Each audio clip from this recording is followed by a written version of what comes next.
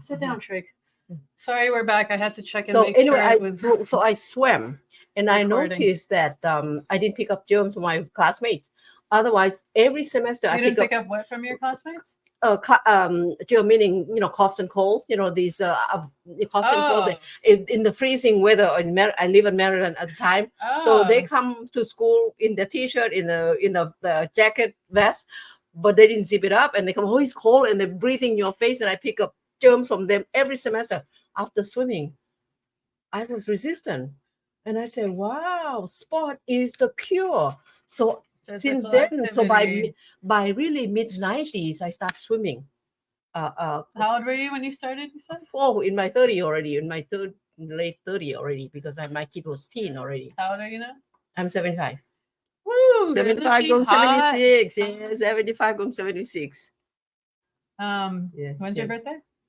I just turned August 6th. Oh, just passed. Yeah, Happy just late passed. Thank birthday. you. No Okay. worries, no worries.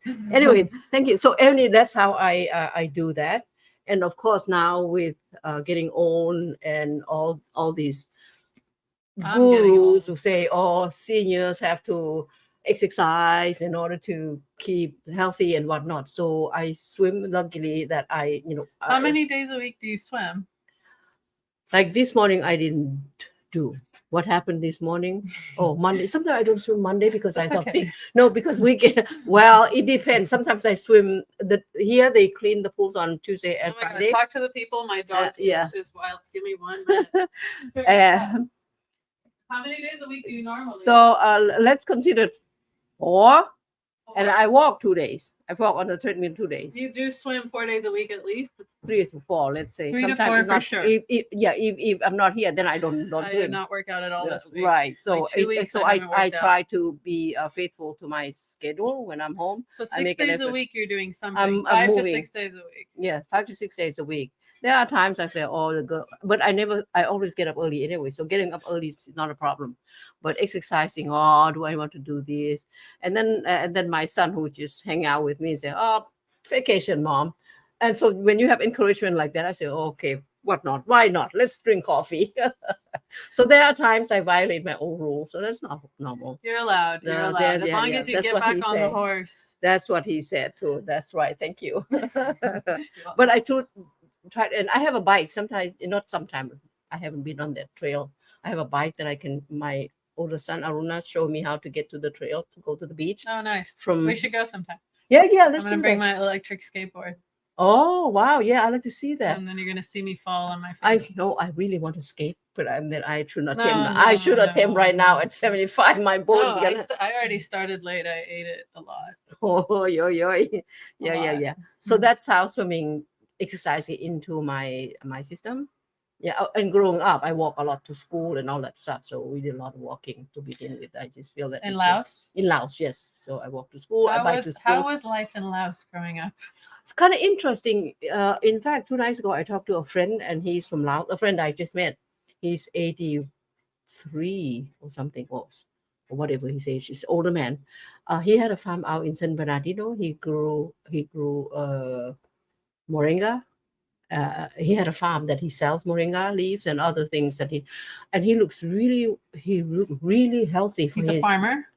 He became a farmer later in life. But is he still active? He looked great for 80 some years. I mean, he said his real age is 78. But anyway, because we were talking about growing up in Laos, he said he was sneezing as we talked. He said, oh, he picked up some kind of allergy to pollens. Now in the fall season, there's some flowers blooming in the fall as well. And I said, yeah, kind of interesting. We grew up in Laos and lots of dirt, and we didn't have that problem. But in America now, we just pick up all these allergies. Anyway, to everything. Yes, right. So no. Laos is simple. It. At one point, a poor country, but they call themselves right now. You don't call it third world country anymore. It's called developing countries. Oh, is that what it is? The appropriate terminology? Yeah, right. That's we all come from those developing countries, right? You don't call third world anymore. Okay, so I think I want to go to Laos really bad. I only have gone to Japan, Korea, and Thailand. But I really want to go to Vietnam, and I'm in China. There's so much to Have do. you been to Cambodia? No, I want to go there too. So what I did with a friend, I met this gal when she was 5. So because her mom was my mother-in-law's Keep talking, I can hear you. family, and she has never gone to that part of the world. But her dad was a pharmacist, had been an exchange professor with China, and he was on the Mekong in China, Lancang or whatever they call that, Mekong up north. So I told her, you want to go to Asia? And she's a teacher, I think high school or middle school, I'm not sure, in Switzerland. And she has never taken a break, but she quit her job and she had time. So she said, okay. So she flew from Switzerland via Helsinki, whatever. We met in Bangkok, and I met her in Bangkok. And my nephew, who's in Bangkok at the time, arranged. So he bought a ticket for us from Bangkok to Luang Prabang, which is the royal capital. It used to be royal capital before, so it's a now World Heritage Site. So we flew from Bangkok direct flight to Luang Prabang, and then we did that. I have friends in Luang Prabang who organize a nice and simple hotel, but good quality, home, like old home. They convert into the old villas and they turn into a hotel, a decent condition, Western toilet and all that stuff, shower and all that. Then after Luang Prabang, we went to I think Siem Reap, direct flight to Siem Reap, and we went hiking in the Angkor Wat. All the places. So it's fascinating. You're So a traveling since I have, woman. so jealous of you. So since she has that time, and I have connection in Cambodia, so we walk in. You got the connect. You got the VIP connect. Not quite. No. I need that. No. Yes. We do that. We need that. Actually, my sister is married to a Chinese Cambodian, so he's a businessman in Phnom Penh. So we definitely have connection. We definitely have some connection. So anyway, so my nephew is there now helping his dad. So he arranged for a flight for us from Luang Prabang direct to Siem Reap. At the time, there was a Vietnamese airliner or something like that, because some airliner, they have days of scheduling. Some airline, it just happened that we had seats in Air Vietnam. So Luang Prabang direct to Siem Reap, and we went hiking. We had a hotel in Siem Reap, and we went hiking for the day immediately and get back. You could do 1 day or 2 days in Angkor Wat. It's a lot of walking in the woods and all that stuff. Traveling and then after that we went to Phnom Penh. So we had to hang out in the city, and then from Penh back to Bangkok. So you can do that within I want to 2 go weeks. though. I can't do 2 weeks. If I'm gonna travel that far, I want to be there for like a while. I want to go slowly. I want to travel in the little villages.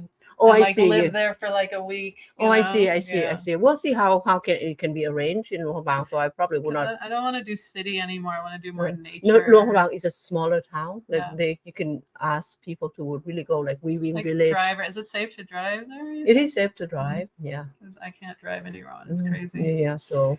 Yeah. Hopefully anyway, so we can come back. So anyway, let me ask you. So you've traveled a lot of places. You've seen a lot of things. What would you tell the 14 people? What wisdom would you say in regards to, like, we all go through things. There's a lot of people that are struggling, especially they're younger. When you were younger, I'm sure you went through hard things and you thought it was never going to end or something. You thought this was it. Your life is over. What would you tell them about that? Where you were then, where you are now, and how those things were? So it's interesting because I grew up in a large family. My dad was a civil servant. He worked in the courthouse, and of course, depending on the civil servant salary, is quite tight for a large family. Besides, we came from the south, so it was like internal refugee. So we have to start anew, rent the house, and all of these expenses, and it's not quite easy on a salary of a civil servant. So it was rough. So we do have enough food to eat, and we had, as I grew up later on, we had bike that we share with my dad and all that stuff. So whoever could walk to school. So speak up more, just in case. In case. I should check it. Let me check. Let me pause before let me make sure. And recording.